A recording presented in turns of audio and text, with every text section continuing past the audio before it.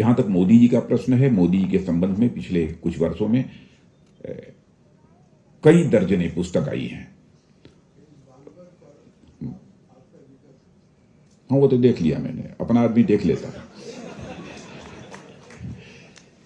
कुछ उनके व्यक्तित्व पर, कुछ उनके करिश्मे पर, और कोई उनके अपराजेय नेतृत्व पर, और कोई उनके पारदर्शी गवर्नेंस पर, और कुछ लेखकों ने उन्हें पिछले 2 दशक की जबरदस्त पॉलिटिकल फेनोमेनन मानकर उनका अध्ययन किया है। ऐसी कई पुस्तकें आई हैं इन विषयों पर अजय सिंह जी की यह पहली और इकलौती किताब है जो उनके असाधारण सांगठनिक क्षमता और उनके नेतृत्व कौशल पर लिखी गई है। और यह किताब मोदी जी के जीवन पर नहीं, उनके भीतर आम जनता से जुड़ने की जो एक बेमिसाल क्षमता है उस पर लिखी गई है। कैसे अपनी 50 साल की राजनीतिक यात्रा में मोदी जी ने भाजपा को इतना मजबूत बनाया, गांव-गांव तक कैसे उन्होंने पहुंचाया, यह इस पर लिखी गई है। और मैं कह सकता हूं कि इस किताब के माध्यम से अजय सिंह जी ने मोदी के संगठनात्मक कौशल को उजागर करने की एक सार्थक कोशिश की है, और केवल सार्थक कोशिश ही नहीं की है बल्कि उन्होंने प्रामाणिक कोशिश भी की है। इसके लिए भी मैं अजय सिंह जी को अपनी तरफ से बधाई देता हूं। पहले भारतीय जनता पार्टी के संबंध में एक लोक धारणा थी कि भारतीय जनता पार्टी या शहरी मध्यम वर्ग लोगों की पार्टी है, लेकिन आज कोई इसे नहीं कहेगा कि अब भारतीय जनता पार्टी शहरी मध्यम वर्गीय लोगों की पार्टी है। और मैं कह सकता हूं सभी वर्गों की और सभी क्षेत्रों की भारतीय जनता पार्टी को एक राजनीतिक पार्टी में स्थापित करने में मेजर कंट्रीब्यूशन यदि किसी का है तो हमारे आज के प्रधानमंत्री मोदी जी का है। भारतीय जनता पार्टी को हर जाति और हर वर्ग में उन्होंने विस्तार दिया है, क्योंकि पार्टी के इस ट्रांसफॉर्मेशन का उनका एक फार्मूला क्या था, इस किताब में इस बात की चर्चा की गई है। किताब इस बात पर भी रोशनी डालती है कि एक रणनीतिकार के तौर पर मोदी जी में ऐसी कौन सी विशेषताएं हैं जो उन्हें देश के बाकी नेताओं से अलग करती हैं। मित्रों, आपको आजाद भारत में ऐसा दूसरा नेता नहीं मिलेगा जिसे पार्टी जहां जो भी जिम्मेदारी सौंपे वहां वो उम्मीद से ज्यादा डिलीवर करे। और यह आश्चर्यजनक तथ्य है कि 2001 से पहले मोदी जी कोई चुनाव नहीं लड़े, और यह भी सच है 2001 के बाद वह चुनाव लड़े तो कोई चुनाव हारे भी नहीं हो। यह उनकी विशेषता है, और इससे उनकी छवि एक अपराजेय संगठक की बनी है। अजय सिंह जी ने अपनी किताब में न तो कोई सिद्धांत प्रतिपादित किया है और न ही उन्होंने मोदी जी का जीवन वृत्त, उनकी लाइफ हिस्ट्री क्या है, यह भी लिखने की नहीं लिखा है उन्होंने। और अजय सिंह ने अनेक किस्सों के जरिए मोदी जी की अद्भुत सांगठनिक क्षमता पर रोशनी डाली है, और इस लिहाज से यह किताब अनसुने किस्सों का एक पिटारा है। बीते 50 साल में मोदी जी से जुड़े कोई 100 लोगों से बातचीत के आधार पर अजय सिंह जी ने यह पुस्तक लिखी है। कोई राय साहब कितने पेज की इसे मैं कहूं, 166, 166, 168, वो तो बायोग्राफी है 2 पेज की उसको मैं काउंट नहीं करता। 166 पेज की 166 पेज की इस किताब में मोदी जी के जीत के मंत्र और संगठन की तंत्र की गहराई से पड़ताल की गई है। और मोदी जी को जब भी संघ या भाजपा में जो जिम्मेदारी मिली है उसे उन्होंने कैसे विस्तार दिया है, और पार्टी के कार्यक्रमों को जनमानस से कैसे उन्होंने जोड़ा है, संगठन को मजबूत और विशाल बनाने के लिए उनकी अपनी एक सोच क्या थी, अजय सिंह जी ने इस किताब में इन सवालों का जवाब दिया है। इसमें कोई शक नहीं है कि 2014 के बाद भाजपा की जो विराट उपलब्धि रही है उसके वास्तुकार मोदी जी ही रहे हैं, यह कहने में मुझे रंच मात्र संकोच नहीं है। 15 वर्ष पहले कोई उत्तर पूर्व के किसी राज्य में भाजपा की सरकार बनेगी यह कोई बात नहीं करता था। यदि कोई कहता था कि भविष्य में कभी न कभी भारतीय जनता पार्टी की सरकार बनेगी उत्तर पूर्व में, नॉर्थ ईस्ट में, लोग समझते थे कि वो मजाक कर रहा है। आज उत्तर पूर्व में 7 राज्यों में हमारी सरकारें हैं, एनडीए की, बीजेपी लेड एनडीए की वहां पर सरकारें हैं। कई दशकों बाद देश में सबसे ज्यादा लोकसभा जीतने वाली पार्टी आज ये भारतीय जनता पार्टी बन गई है। एक के बाद दूसरे चुनाव में हमारा जनाधार बढ़ता ही गया और पार्टी देश के उन हिस्सों पर फैली जहां इसके पहले उसका कोई नाम लेने वाला भी नहीं था। मित्रों, मैं मानता हूं कि महात्मा गांधी के बाद इस देश के जनमानस की मनोदशा समझने वाला, इस देश के जनमानस की मनोदशा को बूझने वाला यदि कोई इकलौता नेता है उसका नाम है श्री नरेंद्र मोदी। यह कहने में भी मुझे रंच मात्र संकोच नहीं है। इसलिए वे जनता से सीधे जुड़ते हैं, वे जनता को समझते हैं और जनता उन पर भरोसा करती है। देश की नब्ज को भली भांति समझना ही उनकी सांगठनिक कौशल की यह आत्मा है। और मित्रों, उनकी इस बेजोड़ उपलब्धि के कारण क्या थे? कैसे मोदी जी ने जन भावनाओं को समझने का विज्ञान विकसित किया? पार्टी के विस्तार के लिए उनके प्रयोग क्या थे और विस्तार के परंपरागत तरीकों में उन्होंने क्या बदलाव किए? The architect of the new BJP, how Narendra Modi transformed the party, इस किताब से, इन रहस्यों से पर्दा उठ जाता है। उदाहरणों के साथ तथ्य रखे गए हैं इस पुस्तक में। किताब के मुताबिक मोदी जी ने संगठन को व्यापक और विराट बनाने के लिए 3 तरीके अपनाए हैं। एक परंपरागत प्रचारकों और कार्यकर्ताओं के साथ, और दूसरा स्थानीय महत्वपूर्ण लोग जो पार्टी के बाहर थे पर जिनका उनके इलाके पर अपना प्रभाव था, और तीसरा एक बार जो उनके साथ संवाद में आ जाते उन्हें वह अपने विचार और कार्यक्रमों से वह प्रभावित करते थे। मित्रों, लोक में उनका नायकत्व उनके कड़े और तुरंत फैसले लेने की हिम्मत से फैला है। जो भी 2014 से अब तक उन्होंने सरकार चलाई है, कई ऐसे महत्वपूर्ण फैसले रहे हैं जिसकी कोई कल्पना नहीं करता था, और जिस तरीके से कड़े फैसले लेने का उन्होंने साहस किया है उसके कारण भी उनकी लोकप्रियता लोगों में बढ़ी है। मोदी जी ने हमेशा जमीनी राजनीति की है, इसलिए वो जनता की दुश्वारियों से, जनता की कठिनाइयों से अच्छी तरह परिचित हैं, उसे समझते हैं। उनकी भाषण कला लोगों से संवाद करती है। उनकी दिनचर्या बहुत ही कड़ी होती है, अनुशासित होती है। मैंने एक बार पूछा कि रात में कितने घंटे सोते हैं? मैं देखता हूं आप सुबह भी फ्रेश रहते हैं, शाम को भी फ्रेश हमको दिखाई देते हैं। तो उन्होंने कहा कि हाँ, मैं सोता हूं, और कभी भी 3.5 घंटे के अंदर उनकी नींद पूरी हो जाती है, एक ही बार में। मैं कह सकता हूं कि पिछले 8 वर्षों में भाजपा ने जो अपराजेय यात्रा की उसमें पार्टी की विचारधारा और राजनीतिक घटनाओं का तो योगदान था, पर उस विचार को जनता तक पहुंचाने और आम जनता के भरोसे को जीतने में मोदी जी की रणनीति बेमिसाल थी। इस लिहाज से समकालीन राजनीति में उनका कोई सानी नहीं है। मित्रों, इस बात पर भी प्रकाश यह पुस्तक डालती है कि डीमोनेटाइजेशन जैसे कड़े फैसले पर भी वे जनता के दिल को कैसे जीत लेते हैं। तमाम दुश्वारियों और जनता की परेशानी के बावजूद लोगों को यह समझा लेना कि यह फैसला देश और अर्थव्यवस्था के लिए कितना जरूरी था, यह उन्हीं के बस की बात थी। दूसरा कोई व्यक्ति इस काम को नहीं कर सकता था, क्योंकि जनता का उनके प्रति एक अटूट भरोसा है।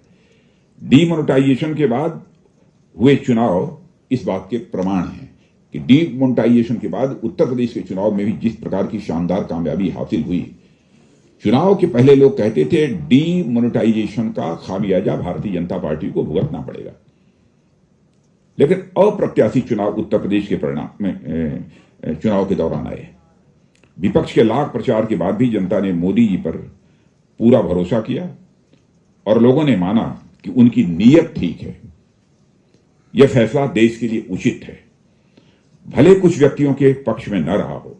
किताब में इन बिंदुओं पर भी प्रकाश डालने की अजय सिंह जी ने कोशिश की है। मित्रों, मोदी है तो मुमकिन है, यह महज नारा नहीं बल्कि इसे मैं मानता हूं यह हकीकत है। जब दुनिया कोविड से त्रस्त थी तो उस वक्त मोदी जी देशवासियों को आत्मनिर्भरता का पाठ पढ़ा रहे थे। यह भी एक साहस का काम है और विपक्ष ने उसका मजाक उड़ाया, पर उन्होंने इसकी कोई परवाह नहीं की और हम कोविड से लड़ने के लिए जरूरी मेडिकल उपकरणों में आत्मनिर्भर बने। आज सभी को इस सच्चाई को स्वीकार करना ही होगा। मोदी जी के रणनीतिक कौशल की विकास यात्रा कोई एक दिन में नहीं हुई है। देश में वर्षों प्रवास कर उन्होंने लोगों को जाना है, देश को समझा है, आम जन की तकलीफों को भी समझा है, उनसे संवाद किया है। जाति और वर्ग की सीमाओं को तोड़ते हुए उन्होंने पार्टी के विस्तार का ऐसा मॉडल बनाया कि मैं कह सकता हूं कि इसका कोई तोड़ नहीं है। तोड़ लोग ढूंढ रहे हैं पर मिल नहीं रहा है। तोड़ लोग ढूंढ रहे हैं कि इसका क्या तोड़ हो सकता है, क्या काट हो सकती है, लेकिन वो मिल नहीं रहा है।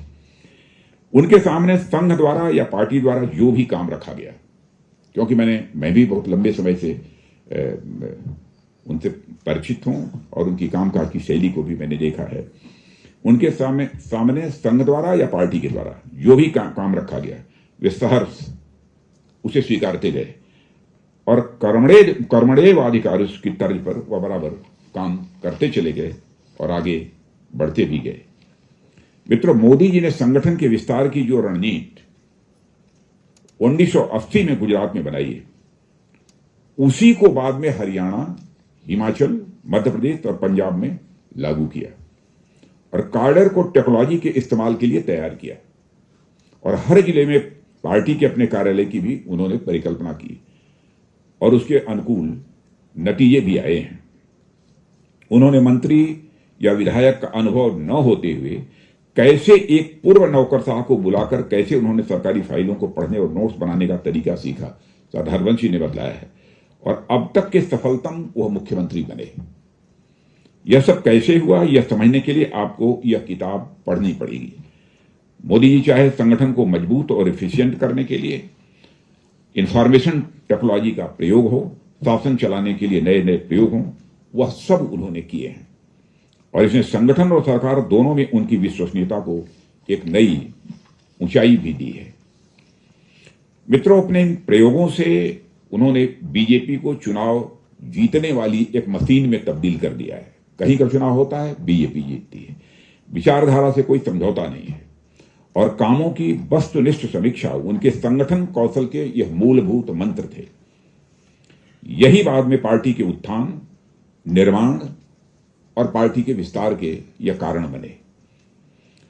आज यही संगठनात्मक ताकत भाजपा सरकारों की मजबूती का भी एक आधार है। बहनों भाइयों, मोदी जी की निरंतर सफलता और कौशल के जो किस्से हैं वह बहुत कम लोगों को पता है। 1979 में सौराष्ट्र के मौरवी कस्बे में मच्छू नदी पर बना बांध टूट गया। बांध टूटने की यह सबसे हाहाकारी, हृदय विदारक यह घटना थी और इस हादसे में 25,000 लोग मारे भी गए थे। मौरवी लगभग डूब गया। राहत का काम सरकार से ज्यादा संघ के प्रचारकों ने उस समय किया था। मोदी जी उस समय नानाजी देशमुख के साथ चेन्नई में थे। खबर सुनते ही वे गुजरात पहुंचे और अपने स्तर से राहत काम में जुट गए। दिन रात वे खुद राहत कार्यों में लगे रहते और इस एक काम से गुजरात में मोदी जी घर घर उस समय पहुंच गए। जमीनी स्तर पर किए गए उनके यह काम आज प्रधानमंत्री के तौर पर आपदा प्रबंधन, डिजास्टर मैनेजमेंट में उनकी मदद भी करते हैं, क्योंकि गृह मंत्री भी मैं रहा हूं। मैंने देखा जब डिजास्टर मैनेजमेंट की जब बात आती थी तो कोई न कोई मौलिक सुझाव बराबर यह मोदी जी के द्वारा उसमें दिए जाते थे। मित्रों, किताबों में एक दिलचस्प वाक्य है। इस किताब में अहमदाबाद की प्रसिद्ध जगन्नाथ रथ यात्रा पर तत्कालीन मुख्यमंत्री अमर सिंह चौधरी ने पाबंदी लगा दी। अब मंदिर के बाहर और पूरे शहर में पुलिस बल तैनात कर दिया गया। दूसरे रोज सुबह यात्रा निकलनी थी और रात में ही दुकानों और गुमटियों पर पर्चे मिले कि यात्रा कल सुबह हर हाल में निकलेगी ही। निर्धारित समय पर मंदिर से 2 हाथी निकले। उसके साथ हजारों की संख्या में लोग जुड़ने लगे। यात्रा आकार लेने लगी। लगा भगवान की यह स्वयंभू यात्रा है और बिना आयोजकों के। और दिलचस्प बात यह है कि तमाम रोक के बावजूद यात्रा निकलने से हैरान मुख्यमंत्री अमर सिंह चौधरी ने सिर्फ इस बात पर जांच बैठाई कि यात्रा में नरेंद्र मोदी की भूमिका क्या थी। केवल इसलिए उन्होंने जांच बैठाई। मित्रों, इस प्रकार 1983 में गुजरात में किसान आंदोलन हुआ। आंदोलन का सरकार ने दमन किया। नरेंद्र मोदी जी ने बिखरे आंदोलन को एकजुट कर उसे गांधी के नमक सत्याग्रह से जोड़ दिया। यह काल्पनिक क्षमता है। जैसे जैसे पुलिस एक्शन होता गया, आंदोलन फैलता गया। आंदोलन के सूत्र नरेंद्र मोदी जी के हाथ में थे। भाजपा को गुजरात के किसानों के बीच पहुंचाने में इस आंदोलन की भी बहुत ही महत्वपूर्ण भूमिका थी। साथियों, यह किताब राष्ट्रीय स्वयंसेवक संघ के एक पूर्णकालिक प्रचारक, पार्टी के महासचिव और मुख्यमंत्री से लेकर प्रधानमंत्री तक की नरेंद्र मोदी जी की विकास यात्रा का एक दस्तावेज है। आखिर उनमें वह कौन सा हुनर था जो नरेंद्र मोदी जी को लगातार संगठन और देश के जनमानस में स्थापित करता चला गया। मोदी जी की एक और खासियत है, हर वक्त उनका दिमाग किसी भी योजना को जनता से कैसे जोड़ा जाए इस पर चलता रहता है। एक सामान्य सा फैसला था, गुजरात में नर्मदा बांध वाली जगह पर केवड़िया में दुनिया की सबसे ऊंची प्रतिमा सरदार पटेल की स्टैच्यू ऑफ यूनिटी, आप में से बहुत सारे लोगों ने देखा होगा, इसका निर्माण उस समय होना था। यह स्टैच्यू सरकार के संसाधनों से बन सकती थी, किसी के सहयोग लेने की कोई आवश्यकता नहीं थी। पर इस स्टैच्यू निर्माण के लिए देश भर से खेती के काम आए जो बेकार औजार किसानों के पास पड़े हुए थे, उन औजारों को किसानों से दान देने की अपील की गई और बाकायदा इसका अभियान चला और करोड़ों किसानों का उस मूर्ति के साथ जुड़ा हुआ। उस समय जब मैं पार्टी का राष्ट्रीय अध्यक्ष था, स्वयं मोदी जी ने हमसे चर्चा की थी और मेरी तरफ से सारे पार्टी कार्यकर्ताओं को भी यह निर्देश दिया था कि गांव-गांव तक जाइए और खेती में काम आने वाले जो भी चीजें ऐसी रही हों जो लोहे से बनी रही हों और यदि बेकार पड़ी हों तो किसानों के द्वारा उसे दान रूप में आप प्राप्त कीजिए ताकि स्टैच्यू ऑफ यूनिटी का निर्माण हो सके। और यह जन भागीदारी की गहरी राजनीतिक एक अभिव्यक्ति थी ताकि उस स्टैच्यू से लोगों की आस्था और हिस्सेदारी बने। स्टैच्यू में देश के 5 लाख से ज्यादा गांवों ने अपना योगदान दिया था। यह भी चौंकाने वाला तथ्य, 5 लाख से अधिक गांवों ने उस स्टैच्यू ऑफ यूनिटी को जो बनी है उसमें अपना योगदान दिया है। अब वह महज दुनिया की सबसे ऊंची मूर्ति नहीं, 5 लाख गांवों की आस्था का वह केंद्र भी बन गया है और उन गांवों से उस मूर्ति का एक भावनात्मक रिश्ता भी बना हुआ है। और आप उन गांव में जाइए, लोग ये कहते हैं कि जो स्टैच्यू ऑफ यूनिटी बनी है उसमें हमारे गांव का भी कंट्रीब्यूशन है और ये कहते हुए लोग अपने को गौरवान्वित महसूस करते हैं। और जहां से मूर्ति बनाने के लिए लोगों ने अपनी खेती के औजार दिए, विचार को फैलाने की ऐसी सोच होती है, यह नरेंद्र मोदी जी की। मित्रों, मोदी जी ने संगठन का जो ढांचा बनाया उससे सरकार और पार्टी हर सवाल पर दोनों एक पेज पर रहे। दोनों में कभी कोई भ्रम की गुंजाइश नहीं रही है। यह उनके सांगठनिक कौशल का ही एक नतीजा है कि आज देश में 18 करोड़ से ज्यादा लोग भाजपा के सदस्य हैं, जो देश की आबादी का 13% है। दुनिया के 8 सबसे ज्यादा आबादी वाले देशों को यदि छोड़ दिया जाए तो भाजपा के पास बची दुनिया के किसी भी देश की आबादी से ज्यादा कार्यकर्ता हैं। मित्रों, मोदी जी ने पार्टी का विस्तार केवल चुनाव जीतने के लिए नहीं किया, वे विचारधारा के फैलाव और देश की सोच में बदलाव के लिए ऐसा करते हैं। लोग हमसे पूछते हैं कि उनकी जीत का मंत्र क्या है। मोदी जी कहते हैं, सिर्फ जीत के लिए लड़ो। बूथ स्तर पर कार्यकर्ताओं का माइक्रो मैनेजमेंट इसी रणनीति का यह हिस्सा था। वे जब हरियाणा के प्रभारी होते थे तभी उन्होंने बूथ स्तर पर माइक्रो मैनेजमेंट का फार्मूला दिया था और नतीजा यह हुआ कि इस रणनीति से सिर्फ हरियाणा ही नहीं, देश में जहां जहां भाजपा की जड़ें नहीं थीं, वहां भी भाजपा का कमल आज खिल रहा है। आज यही booth management Bharatiya Janata party की एक बड़ी ताकत बन चुकी है। जॉन हॉपकिंस यूनिवर्सिटी के प्रोफेसर वाल्टर के एंडरसन, जिन्होंने इस किताब की भूमिका लिखी है, वे अपनी भूमिका में लिखते हैं, इसी माइक्रो मैनेजमेंट का उदाहरण है हाल में उत्तर प्रदेश विधानसभा के चुनाव के नतीजे, जिसमें योगी सरकार के खिलाफ कोविड प्रचार, किसान आंदोलन और बेरोजगारी जैसे मुद्दे काम कर रहे थे। विपक्ष के तीखे प्रचार के बावजूद पार्टी आउट ऑफ 402 273 सीटों पर विजय हासिल करने में सफल रही है। इस माइक्रो मैनेजमेंट बीजेपी अब पूरी तरह से पारंगत हो चुकी है और इसी रणनीति का हिस्सा है बूथ का जीतना। अगर आप बूथ जीत लेते हैं तो चुनाव जीतने से आपको कोई रोक नहीं सकता। यह हमारे मोदी जी की मान्यता रही है। मोदी जी की मन की बात लोक संवाद और जन जुड़ाव का एक विलक्षण यह प्रयोग है।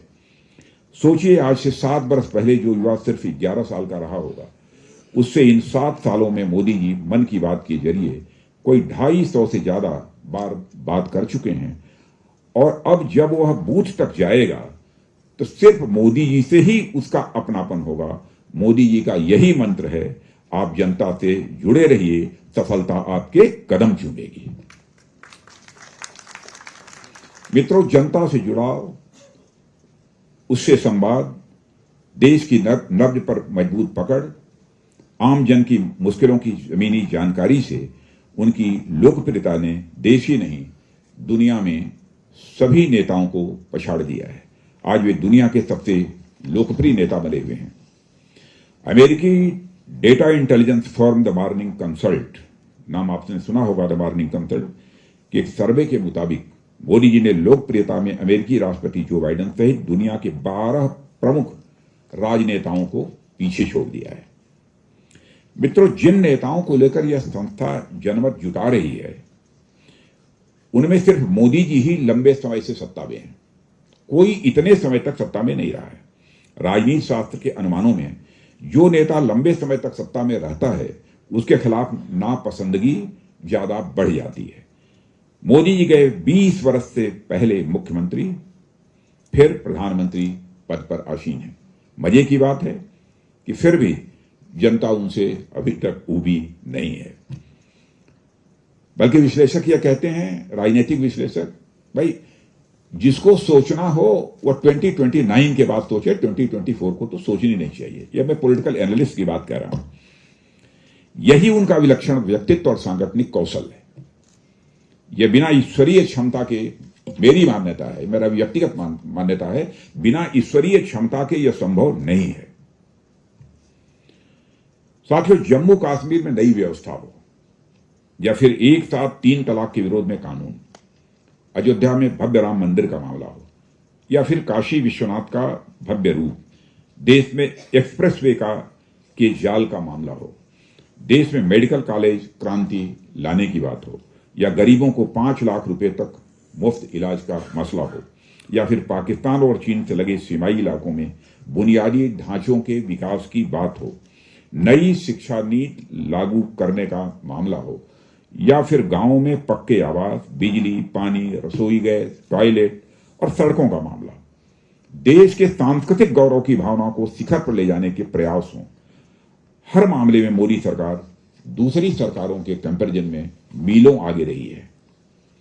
मित्रों, अब देश की जनता से मोदी जी का एक भावनात्मक रिश्ता बन गया है, ऐसा मैं मानता हूं।